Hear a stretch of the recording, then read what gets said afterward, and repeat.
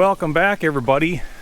On the field again. So still some mosquitoes out here. While we wait for road gravel up top, we're going to work back here in the dirt moving area again, and it's kind of turned mild again. This is Memorial Day weekend, and pardon all the green stuff all over my sweatshirt. I was doing a lot of weed whipping earlier today and really blasting it all around. So as long as I was dirty and the temperatures have turned mild again, well, we're out here, we're going to do some clearing. So you guys are all well familiar with everything we've reshaped out here so far, but I've come to the conclusion that I'm going to need the sand that's beneath these trees.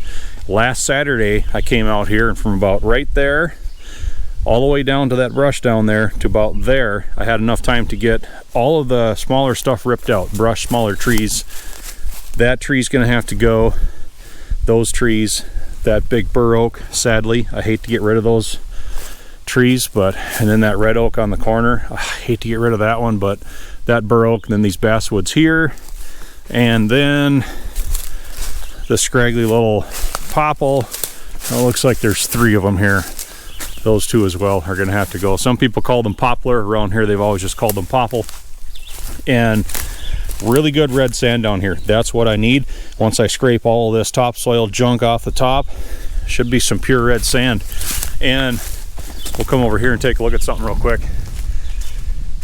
Kind of a positive thing, but also kind of a drawback at the same time. The roots on these trees go straight down. They are a bugger to try and pull out of the ground. Here is one of the popple trees I pulled last weekend. You can see it's not that big of a tree, but you look at the main root ball, goes straight down. A couple runners took off to each side, but roots that go straight down are usually a good indicator of nice, pure, clean red sand, because that red sand does not hold water, so those roots go down, down, down, trying to find more. Perfect for fill, but for clearing trees, it's almost like pulling teeth, the way the roots just go straight down. So you can dig around the perimeter, and they will still fight you and fight you and fight you until you can get hooked under them and pull them straight up and out. So we're gonna probably finish clearing the rest of the smaller stuff out here today. At least that's my goal. They're talking possible rain showers throughout the afternoon, so not sure how far we're gonna get. But standing on the other side of what we were just looking at here, I'm gonna want to clear everything out probably down to about here. So yeah, there's quite a bit to do up there. Might as well just get busy and see how much of it we can get done, right?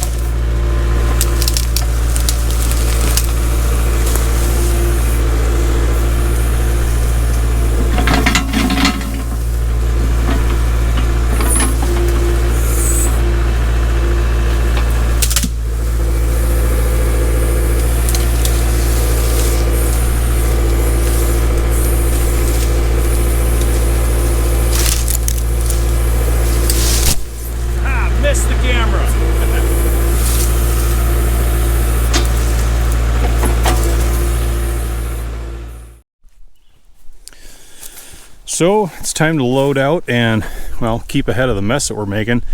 I'm putting the burn pile down there this time. I don't want it up over there in my way again. It's kind of inconvenient getting it down there, but we'll wait till the winter time, and when all the leaves are off the trees and we got snow on the ground, we'll burn it back there, and there's no way it's going anywhere. So we're pretty lucky here when we can burn in the wintertime without even a permit, and you don't have to worry. But look at this little bur oak.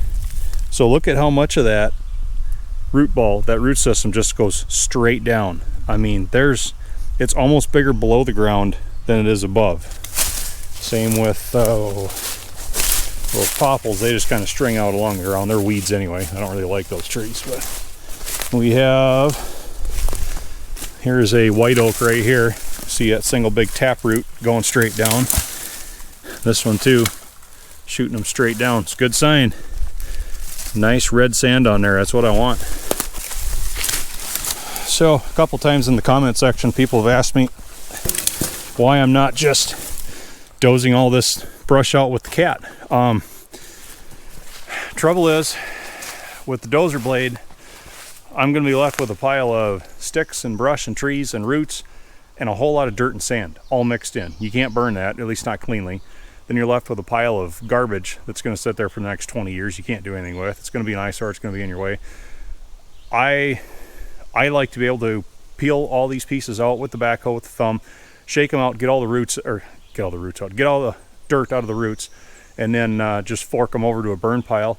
It ends up being a clean burn pile that burns completely away, very little debris to have to come back later and pick up. And it might take a little bit more time now on the front side doing it that way, but in the long run, I feel it's less work, it's less overall time required to clean up the mess. So it's kind of like the old saying goes, you know, the easy street is the longest and the hardest in the end every time. I'm a firm believer in that, so I'd much rather invest the time on the front side of it and then just be able to get rid of all this stuff when it comes time to burn it. Burns clean, burns all the way. So keep loading. Some interesting comments below the last video where Senior and I went scrapping. Few people didn't really like the fact that I scrapped that Caterpillar radiator top tank, and I figured there'd be a few, and it's fine. I don't think you guys realize just how many of those things I have. That one was, well, beyond all use. Cracked, well, the side pieces were cracked. They had vertical Caterpillar on. The gasket surface on that one was way too eroded to ever sustain a good seal anymore. There's broken off bolts in it, and it was just time to get rid of it. I explained a couple times in there, I had tried selling that top tank and the vertical radiator sides at Le Sueur 2 years in a row. Couldn't get anybody interested in buying them.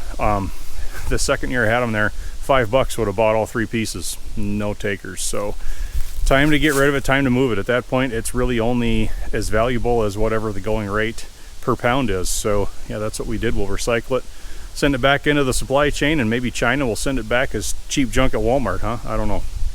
But yeah, it's I got a half dozen more of those, all in better shape where that came from. So that's not really a big deal there.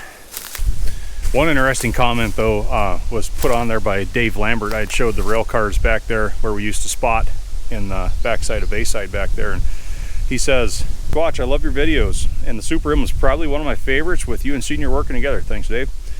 I want to get your thoughts on steam versus diesel trains. Putting efficiency and convenience aside, I want to know what you think about power. My grandpa's friend went out west one time as he worked for the railroad too, and he said some of the later, larger steam engines, well, a single diesel couldn't compare, maybe even 2 or 3. Just your thoughts. Thank you. Good question, Dave. So without oversimplifying it too much, it was well proven that a steam locomotive will have a hard time getting a train moving that it has the ability to pull, if that makes any sense. Whereas a diesel electric locomotive has no problem getting a train moving that is too heavy for it to pull. Now, what I mean by that, and well, like I said, and try not to oversimplify too much, with the diesel electric traction motors, they're going to have probably peak power, peak tractive effort, at lower speeds. As the speed goes up, the traction factor goes down, the power goes down. Well, putting it simply. So the faster you push those things, the faster you roll them, the less and less they can continuously pull.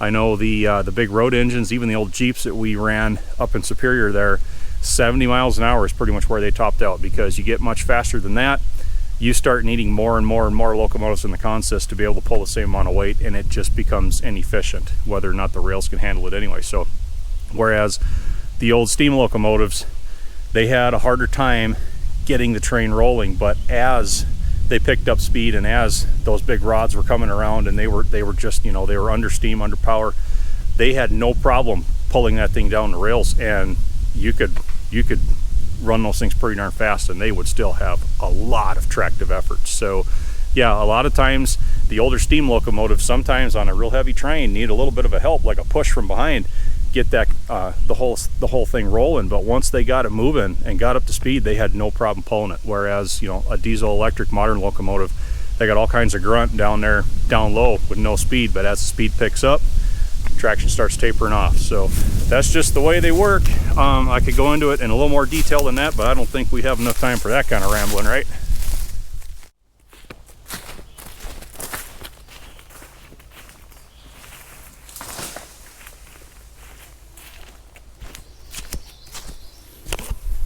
Another interesting comment was from Simon Harris, and this isn't a call out or anything. I don't do that here. This is just kind of an explanation more than anything. He says, for someone who is so particular about everything you do and rebuild, you're not keeping up with rust prevention on the old Ute in Aussie or truck American. Prevention is the best cure. Get it on, mate. I like that last part. Get it on, mate. I'm gonna have to start using that.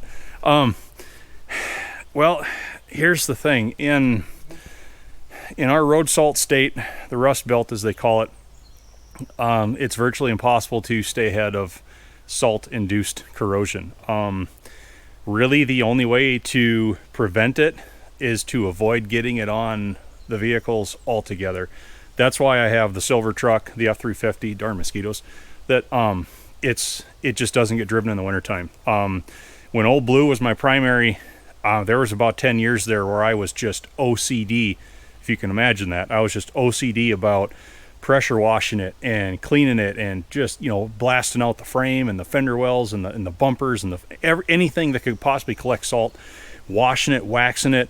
I mean, I would like once a week just blast that thing and scrub it, and I was trying to just, you know, keep all that stuff cleaned off as much as possible to make it last as long as I could. And in the end, I probably bought about 2 years through all that work, and it looks a little better than some of that vintage that are on the road. It looks a little worse than others. It all depends on how much salt exposure they've had. So yeah, it's cost prohibitive to, well, just keep hanging body panels on these things year after year after year, trying to keep ahead of it. And then the frame is rusting and the axles and all the wiring and everything else is corroding, and it even breaks the plastic down. So if there was a way to really prevent it, other than just not driving it in the winter at all, somebody around here would have figured it out. But now I've got the silver truck. That's my primary. That pretty much gets just shelved under the pole barn of the shed all winter long, and I'm just beating around in poor Old Blue. That thing's getting sadder and sadder by the day. But at this point, it's a sacrificial lamb. You know, that's the term winter beater around here. That's where that comes from. So, you know, you just get what you can get out of them and then get rid of them and buy something else that's not really stellar to begin with, but just enough to beat around in the winter in the salt until the roads clear off and you bring your primary vehicle back out again. So that's about all we can do. A couple other interesting comments about how Old Blue wouldn't pass the vehicle inspections in most people's areas in order to keep it on the road, and that's true. You should see, well, those mosquitoes are getting bad again. You should see some of the junk though that comes into the Ford prison down there where I work. We have a bunch of vehicles that are so rusty we don't dare lift them on a 2-post lift. We use the drive-on lifts only, because if you tried to get underneath the unibody or the frame and actually lift the weight off the suspension, the vehicle would buckle, or doors would not open and close anymore, or, you know, they're just so structurally unsound that I'd hate to get in a wreck in one of those things, because you're driving around in an eggshell. But there's a lot of people that drive stuff like that around here. You know, with the state insisting they're going to put the salt down on the roads, to improve the driving conditions. Drawback of that is it destroys our property. If they also then came in and said, if it gets to a certain point, you can't drive it, and it's primarily induced by the salt they put down, I think they'd have an upheaval on their hands if they tried to implement anything like that.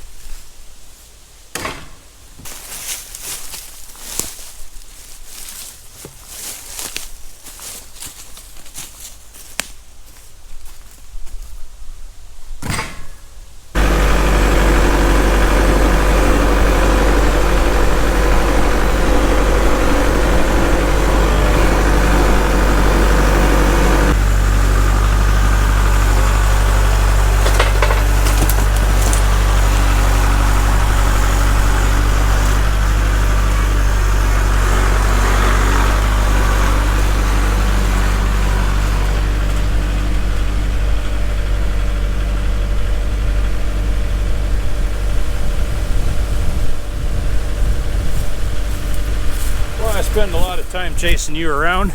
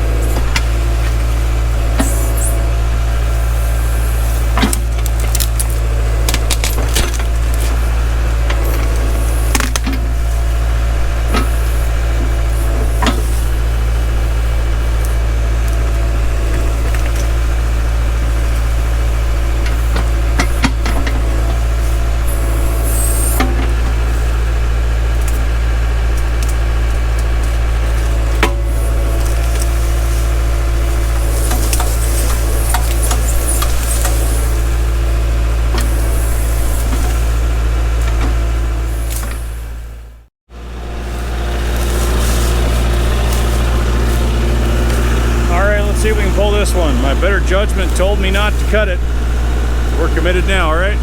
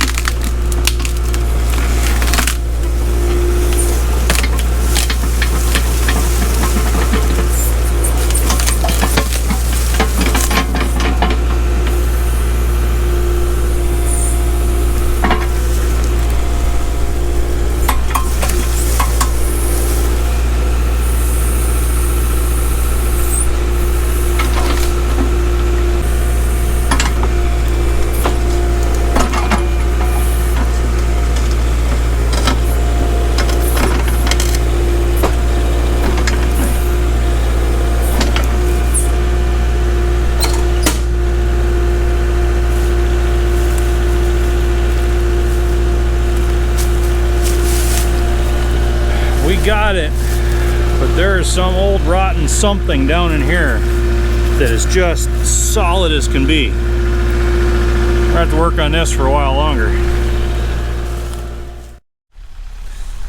Okay, so we got it. Boy, I love that red sand. Love the look of that. So I'll show you. We're still on the tripod here, so just bear with me. This is the first one we dug right here, and honestly, that one wasn't that bad. This was an old rotten cut off stump right here. You see the top bits. Oh, come on. Tripod, guys, sorry. Top bits all rotten. That was the top. But these roots went straight down. Everything that's pointing this way was straight down in the ground. That's why I had such a hard time pulling that out. Like I say, it's like pulling a tooth. Lots of roots and straight down. Usually when they go off to the sides, you can cut them and then roll it out, kind of like that one. But man, for such an old rotten stump, I can't believe those roots are as intact as they are. Wow. Look at that. Day's almost done and the sun finally comes out. At least till that next cloud bank moves over. So, well, we did it. We got all of the small stuff cleared off of what I'm calling the sand knob. That's kind of what it is. It's kind of a knob and full of sand. So 2 stumps here. We're going to let set off to the side and dry out some, and then I'll shake some more dirt out, and then they should be clean enough for the burn pile. Yeah, we got all of that small stuff that we can handle with the backhoe ripped out of here. We just have these larger trees that are going to have to come out next. And that is going to be a job for the backhoe and the cat and the long cable. There's no way I'm going to be able to dig these large stumps. We're going to have to kind of loosen around the base and then roll them out with the cat. So that's coming next. But yeah, we've got it cleared all the way out to, well, we'll just call it the access road that goes back in there to the burn pile, which is already getting rather large. So, all right. That does it for the easy stuff. The big trees are coming out next. So I guess stay tuned for that, right? Tell you, we are domesticating this plot out here. I think back to 2 summers ago when I first started all this. This was a nasty, brushy, it was a bowl that held water when it rained and grew thistles and briars when it didn't. And yeah, we got a few small sticks of firewood there to bring home. Some are pretty scraggly, but they all make heat. So this area here, I prepped this day before yesterday, and it's good enough to mow with a lawnmower now, at least as far over as the rock pile and the topsoil pile. We still have to domesticate that over there, but this is looking remarkably good compared to about this time last year when I was out here with the H, sloping all that and shaping it with the old tumblebug.